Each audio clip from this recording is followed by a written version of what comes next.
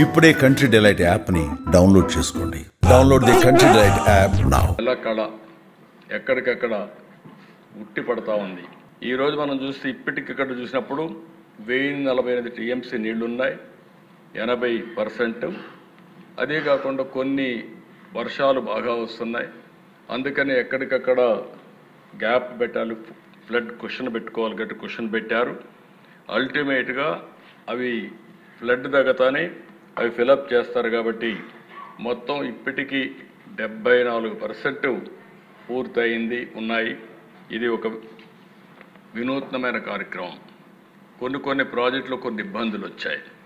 Tungabhadra gates కొట్టుకోపోయినాయి, మొన్నే నిలిపాం. 25 TMC నీళ్లు తగ్గించాల్సి వస్తూ ఉంది. పిఏబిఆర్ ఒక 5 టీఎంసీ నీళ్లు తగ్గించాల్సి వస్తూ ఉంది.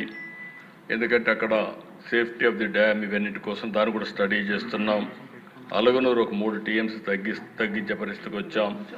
అన్నమయ్య ఆ రోజు కొట్టుకొని పోతే పట్టించుకోని పరిస్థితి, దానివల్ల 2.4 టీఎంసీ నీళ్లు అక్కడ కూడా తగ్గే పరిస్థితి వస్తూ ఉంది.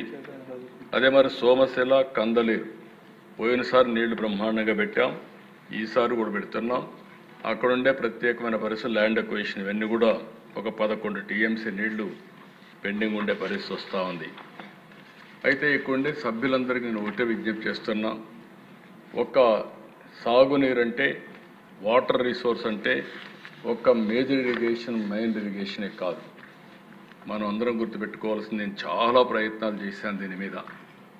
సుదీర్ఘమైన రాజకీయాల్లో మీరు చూస్తే సాగునీటి ప్రాజెక్టుల కింద మేనేజ్మెంట్ కోసం వాటర్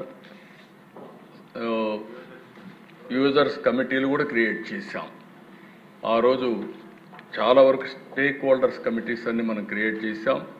అంటే లబ్ధిదారులనే మెంబర్లుగా చేసి వాళ్ళకు ఒక మేనేజ్మెంట్ కమిటీ ఇచ్చి వాళ్లే మేనేజ్ చేసుకోవడానికి సాగునీటి సంఘాలు తీసుకొచ్చాం. ఈరోజు 5 ఏళ్ళు వీళ్ళు లేకపోతే మొన్న వస్తానే సాగునీటి సంఘాలన్నీ పూర్తి చేశాం. ఆ రోజు ప్రారంభించిన డాక్రా సంఘాలు ఈరోజు చూస్తే 20,000 కోట్ల రూపాయలు కార్పస్ ఉంది, 50,000 కోట్ల రూపాయలు అప్పు తీసుకుంటున్నారు. వాళ్ళ యొక్క రీపేమెంట్ చూస్తే డిఫాల్టర్స్ 0.02% డిఫాల్టర్స్ ఉన్నారు.